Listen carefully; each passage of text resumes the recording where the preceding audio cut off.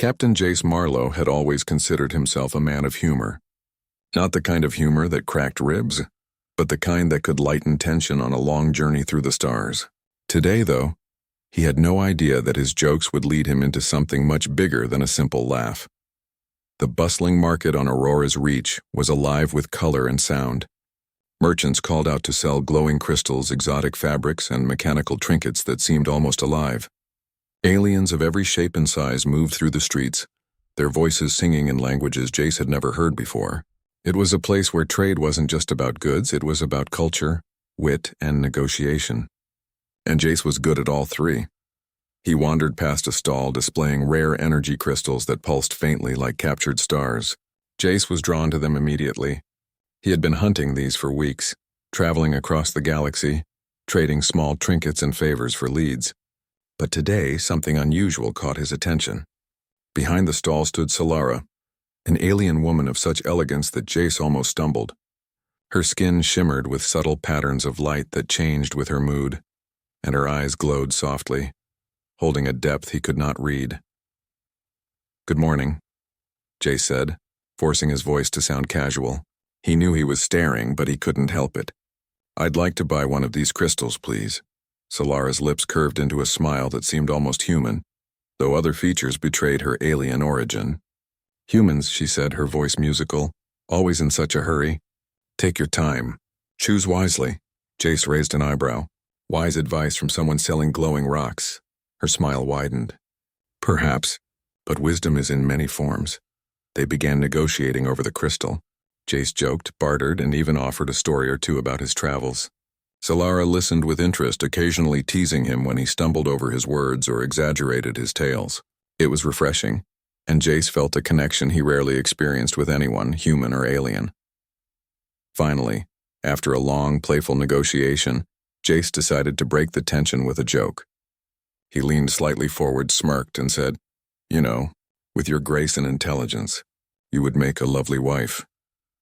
He laughed at himself immediately, expecting Solara to roll her eyes or give a polite chuckle. Instead, she tilted her head and looked at him with something he could only describe as a mixture of amusement and sincerity. "Yes," she said softly. "I accept." Jace froze. The market's vibrant noise seemed to fade for a moment, leaving only the sound of his own heartbeat. He blinked at her, unsure if he had heard correctly. "Wait, what?" "I accept," Solara repeated. Her glowing eyes held no hint of mockery. "Your words are binding in my culture. A declaration, even as a joke, is a promise." Jace's mind raced. A joke? A promise? He had not meant, he hadn't even thought about this possibility. I was joking," he stammered, unsure of how to explain himself. Solara's expression softened, but there was no anger. "I understand your humor, human. But your humor also shows your spirit. And the Council of Unions will see that clearly." Jace's stomach sank. Council of Unions? Binding words? This was far beyond a simple marketplace interaction. Yet Solara moved gracefully, gathering the crystals he had chosen. She handed them to him with a small nod. "You must come with me tomorrow," she said quietly. "The Council will formalize our agreement." Jace swallowed hard.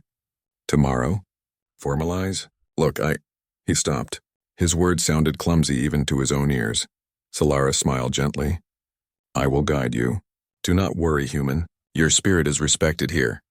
The rest of the market seemed to blur around him as he followed her. He felt like a man pulled into a story larger than life, one that he had stumbled into with a single careless joke. People watched as they moved through the crowd, whispering, pointing, some with awe, others with curiosity. Humans were rare here, and one that could inspire such cultural interest even rarer. As they exited the marketplace, Jace realized he didn't even know what Solara's daily life was like. He didn't know what her people expected, what traditions might challenge him, or even what the council really did. All he knew was that he had said something lighthearted, and now he was entangled in an interstellar ceremony he could barely imagine. The walk to Solara's residence was quiet. Jace tried several times to make a joke, to lighten the tension, but each attempt seemed small and meaningless compared to the reality of what he had agreed to. Solara noticed his discomfort but did not speak of it. Instead, she led him to a room overlooking the city, a view of lights and towers that seemed to stretch into infinity. "You will need to rest," Solara said, Tomorrow will be challenging for a human, but it will show your true nature. Jace nodded, though he didn't fully understand what she meant. He sat near the window, staring at the alien city below, feeling a mix of fear, excitement, and disbelief. Could a single joke truly alter the course of his life across the stars? Apparently it could. He tried to recall what he knew about Solara's culture. He remembered hearing fragments, a society that valued honesty, courage, and wit. A society that took words seriously, believing that speech held power. Jace's humor had accidentally tapped into something sacred, and now he was bound not by law or threat, but by the unexpected respect of an alien civilization. Night fell over Aurora's Reach, and Jace found himself unable to sleep.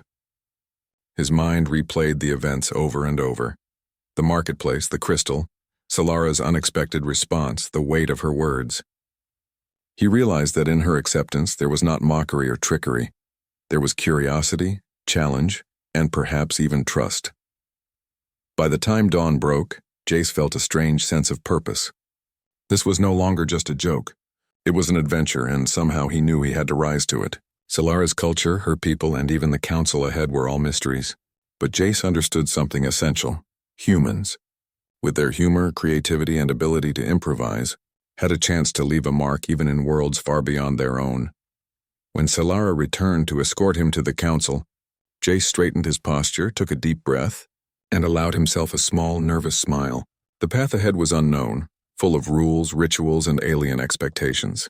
But he also understood that this was exactly the kind of challenge humans were meant for. Unexpected, daunting, and full of opportunity for ingenuity. As they boarded the transport to her homeworld, Jace thought about the joke he had made, the words that now bound him in ways he never imagined, and the alien woman who had accepted them without hesitation. Perhaps humor was not just entertainment, it was a bridge. Perhaps humans, with their unusual ways, had something extraordinary to offer in the vast, infinite universe, and somewhere deep inside, he could not help but smile at the adventure that had begun with a single careless joke. The transport glided silently through the vacuum of space, its hull reflecting distant stars. Jace Marlowe stared out the viewport, trying to steady his thoughts. The city of Aurora's Reach had disappeared behind them, and ahead lay Solara's homeworld, a planet of sweeping silver cities and vast green oceans. Every light, every shimmer on the horizon seemed alive with possibilities and dangers he could barely imagine. Solara sat beside him, calm and composed. Her skin glimmered softly, shifting through hues of blue and violet. Jace tried to study her, hoping to find a clue about what awaited him at the Council of Unions. But her expression remained unreadable. "You seem nervous," she said. Her voice gentle, melodic. "I am," Jace admitted. I wasn't planning to, well, end up in an interstellar marriage council today." Solara's lips curved into a small smile. "Humor is always your shield. But tomorrow you will need more than humor. You will need to show them your heart, your intelligence, and your ability to adapt. That is what humans excel at." Jace blinked. "Adapt? I can barely adapt to alien rules without tripping over them." "You will manage," she said firmly, though encouragingly. "I will be with you, and they will respect your spirit as I do." For the rest of the journey, Jace tried to prepare himself. He reviewed everything he knew about Solara's culture. Honesty above all, respect for both words and intentions, a unique appreciation for cleverness, and an almost ritualistic sense of ceremony. He realized that, despite all the preparations, he could not truly prepare for the unknown. He could only rely on what humans were best at: improvisation, wit, and courage. The transport descended slowly onto a landing platform, its landing thrusters humming quietly. Jace followed Solara through the corridors of her homeworld's capital. The city was breathtaking. Towers of silver and glass rose high into the sky, their surfaces reflecting clouds and sun in constantly changing patterns. Flying vehicles zipped by effortlessly, and citizens of all shapes and forms moved with elegance and purpose. Yet despite the grandeur, Jace felt a strange warmth in the city. It was a place where intellect, art, and life intertwined seamlessly. Finally, they reached the council hall. The building was enormous, circular, and open to the sky. Light poured in from the high dome, casting patterns of color across the floor. In the center stood a large platform surrounded by floating holograms, each displaying symbols of interstellar law. Delegates from various alien worlds gathered, their eyes curious and alert. Jace swallowed hard. He had never seen anything like this. Solara took his hand gently, guiding him toward the platform. "You will speak," she said softly. "Explain your words and show them why humor, wit, and human spirit are valuable. You will be judged not by tradition alone, but by the heart you reveal." Jace nodded. His mouth felt dry, but he drew in a deep breath. Humor had brought him here, yes, but now it was time for humans to shine in another way. When they reached the center of the platform, the room fell silent. Solara stepped forward and spoke in her native language, the words flowing like music. A translator device glowed faintly in Jace's hand, providing him with real-time translation. "These humans," Solara said, "have a unique way of connecting with the universe. Their words, even in jest, reflect honesty, courage, and the willingness to take risks. I present to you Jace Marlowe." All eyes turned to him. Jace cleared his throat. Greetings," he said, his voice steadier than he expected. I didn't mean what I said as a formal promise. It was a joke. But in saying it, I realize now that words matter.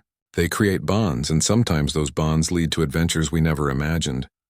A murmur of interest ran through the hall. Jace continued, finding his rhythm.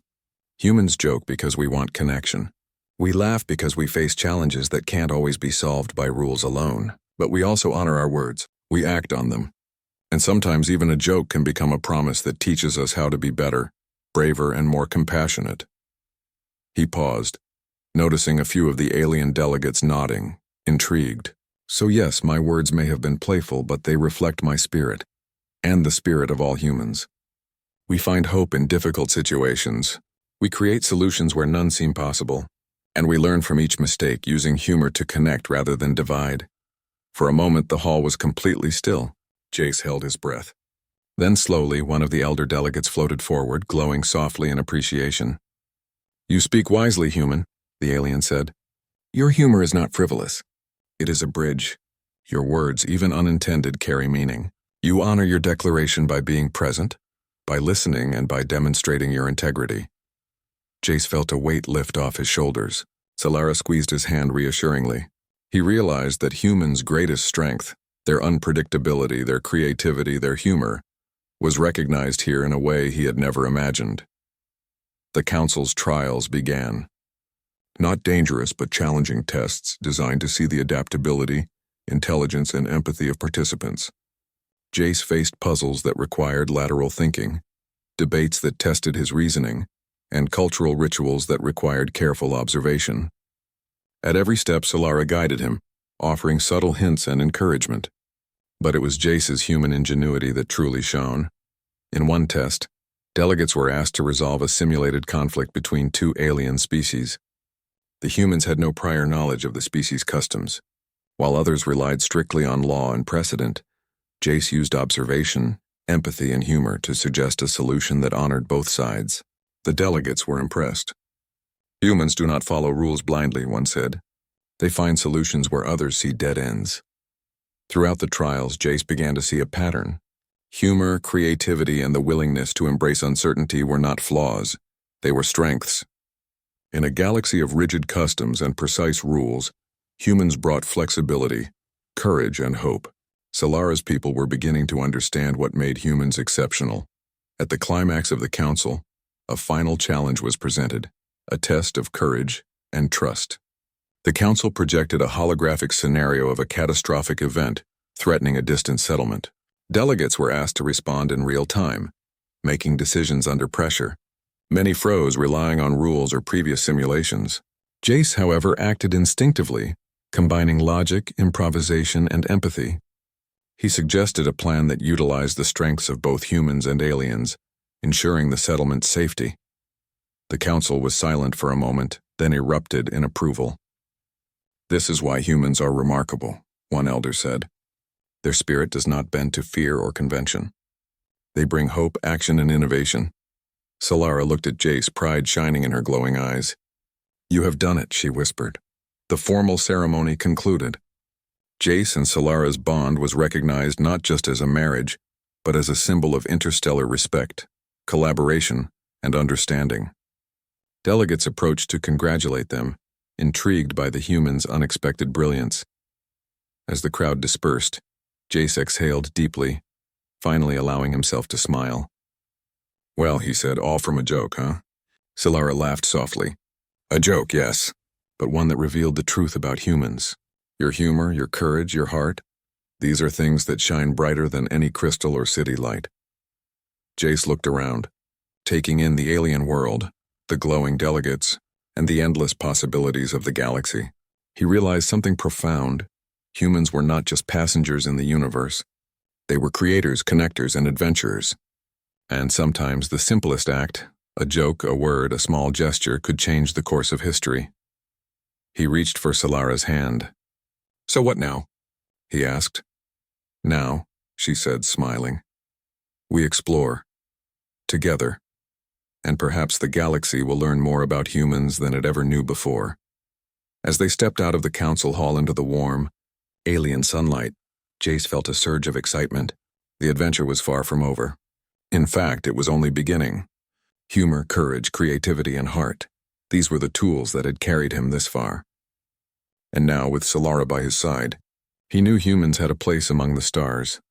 The sky above shimmered with light, the cities below sparkled, and Jace Marlowe realized he had stumbled into the most extraordinary journey of his life. All from a single careless joke, and somehow that made the galaxy feel a little smaller, a little warmer, and a lot more full of hope.